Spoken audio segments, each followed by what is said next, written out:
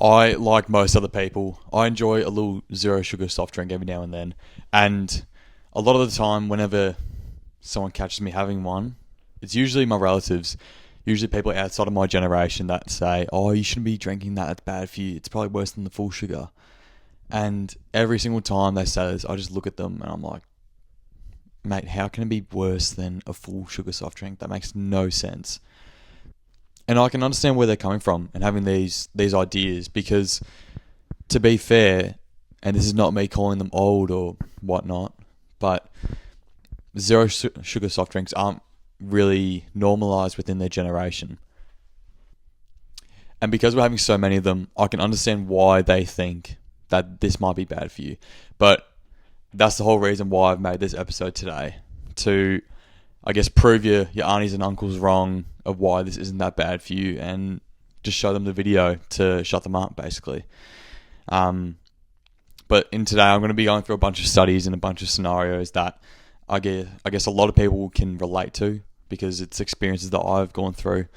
But I'll also help educate all of you on, I guess, how everything works within the zero sugar soft drink world and what it does to our body. And yeah, going through studies or a study to show you guys how it's not that bad for you. But a pretty exciting announcement, I guess, for this episode. It's pretty cool. We've got a little sponsor or a little collaboration for this episode. I got a message from this bloke, Kev, saying that he wants to do a collab and send me a t-shirt. And his brand's called Memento Vivere.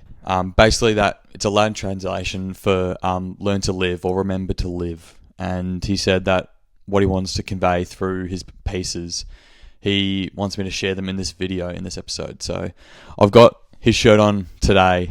I'll actually just do a little spin. This is what the front looks like. It's got all these cool designs. And then I'm a huge fan of what the back looks like. I can't really show it properly without not seeing what it looks like, but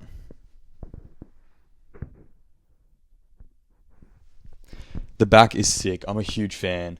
I was really excited and really keen to wear this because the material is actually so nice. So yeah, a big shout out to Memento Vivere and to Kev for sending me this out for free. I'll put the link to his Instagram and to his website so you guys can check it out in the description of this video and in the Spotify as well, in the show notes. So you guys can just check it out, have a look, buy a couple t-shirts, get some jeans, because the stuff that he's making, it's actually really sick. And all the videos I've seen on his Instagram is actually unreal. Like, he told me he was spending a lot of money on his marketing, and I'm very sure that it's going to pay off because his videos are sick as. But back into the video, back into the main topic of today, into the main first argument, understanding where this whole issue has come from. A lot of the time when people, they talk about zero sugar soft drinks, the main argument's, it's going to cause cancer, it's going to make you sick, you're going to develop cancer. And I think the first thing to understand is, how is cancer actually caused? So first thing, when you develop cancer, it's from a buildup of carcinogens, and what they are, these are agents inside your body that increase your risk of developing cancer. These can be physical, biological, or even in chemical form. So they can come from a variety of different things, and majority of the time it happens in our day-to-day life. They're actually made in our body. So whenever we ingest, or I guess we're exposed to sources that create carcinogens that excel our normal intake, from those sources, this can be from radiation, heavy metals, or even just being ingested, or from developing diseases. So like type 2 diabetes, obesity, and hypertension. Those will cause the rate of carcinogens in your body to increase quicker than what it would be if you were just, I guess, a regular healthy person, if you're at baseline health of meeting all health markers and being, I guess, objectively healthy. And all of these sources, they're actually split up into different categories of, I guess, the severity to us, right? So there's like 1A, 1B, 2A, 2B, 3A, 3B, and I think 1A is the highest, 3B being the lowest damage to us. And there's also a big thing called dose response. So it basically means the higher the dose of the carcinogen, the worse the result and the outcome can be for us. So each source of carcinogens, they have a different dose response. So, such as smoking, the more that you smoke, the more likely you're going to develop lung cancer. That's your outcome. The more you drink alcohol or eat processed meats, the more likely you're going to develop obesity or type 2 diabetes or hypertension. Sitting in the sun for 5 hours straight on a high UV day, you're more likely to develop skin cancer. Whereas with this whole argument of cancer coming from zero sugar soft drinks, they're mainly talking about the sweetener, aspartame. And that's the main ingredient in a lot of zero sugar soft drinks. And it's funny because on studies on aspartame, it shows that people who consume it are less likely to result in developing these diseases over time. And it's likely just because when they consume aspartame, because it doesn't have any calories, they're less likely to consume as many calories throughout the day. Whereas if they're having a full sugar soft drink, that's an extra 120. Whereas if they're having Coke Zero, they're probably not going to have any calories. It's got 1 or 2, I think, in the whole thing. And so that's just a compounding thing that they're doing over time where they're not having as many calories throughout the day. And therefore, they're going to be eating less calories, so they're going to be losing fat and they're going to be losing weight. So a lot of the physical diseases like obesity, type 2 diabetes are going to be less likely to occur. And most of the time, people have a zero sugar soft drink because it takes them away from eating an extra meal or having that drink or having an alcoholic drink, which would cause them to eat more food, or to take them away from the habit of smoking cigarettes. And now, this is obviously going to be a shorter video because the way to debunk this whole cancer is developed from Coke Zero is pretty easy because there's studies that prove it wrong pretty simply. And also, I have to do a big shout out for James Smith because I reckon if I don't shout him out, he's probably going to come across this video and just grill the fuck out of me for not mentioning his name. But he did a really good video talking about the exact same thing, which I'm getting inspiration from his video. And the way he explains it is actually ridiculously good because he relates so much to people who are watching it. And I'm going to put his links for his video in the description as well, along with Memento Vivere, which you guys can check out so that you can watch his video and get more out of it, because the way he explains it is so much clearer than what I'm doing. But he knows exactly what he's talking about, and I'm just kind of using his stuff for inspiration. So make sure to check his video out. But the overarching argument for Coke Zero or any zero sugar soft drink is that they are unhealthy for us. And so if you think that having a zero sugar soft drink over a full sugar soft drink is going to be unhealthy for you, you should seriously take a look in the mirror. Because most of the time, people who are having a zero sugar soft drink are doing that to help them decrease their calorie intake.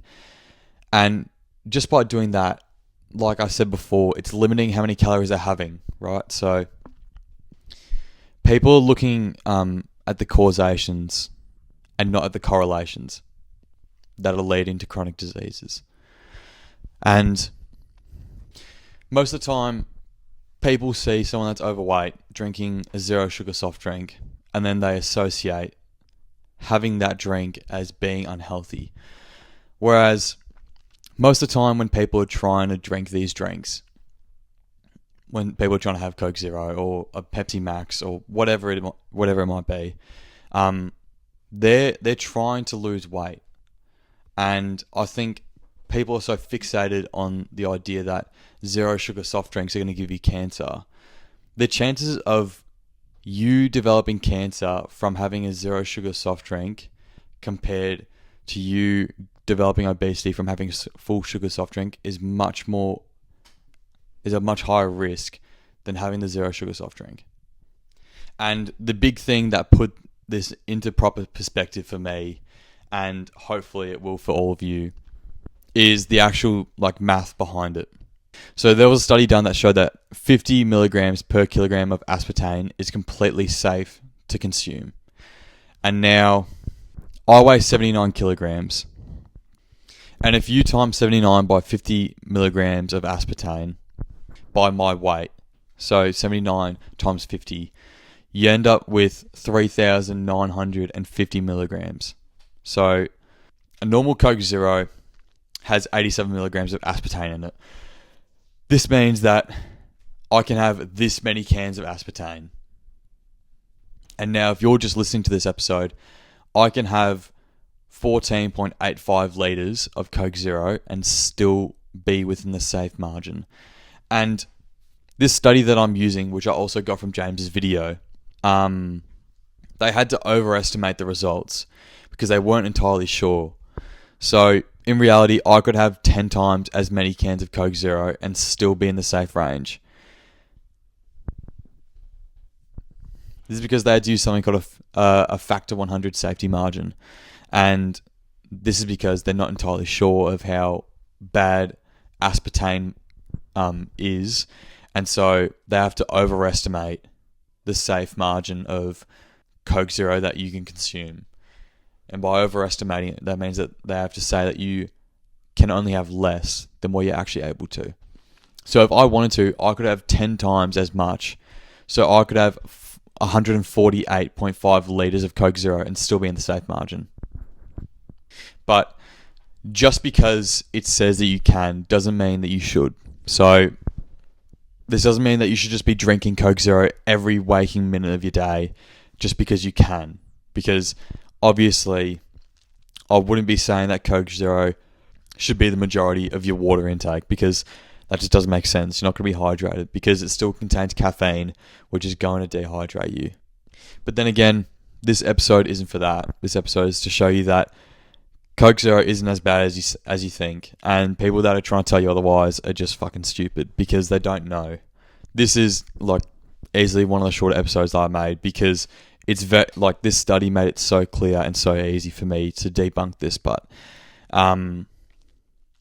again, coming to the end of the episode, I have to give a big shout out again to Memento Vivere and to Kev.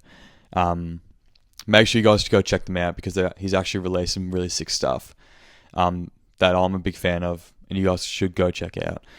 And big shout out to James Smith for giving me most of my inspiration and also basically all the information that I needed for this episode, which I just used. Big shout out to him. So I'm putting both of their links in the description below. So if you want to go check both of them out, make sure you go do that. But yeah, that brings us to the end of this episode, and I hope you guys enjoyed.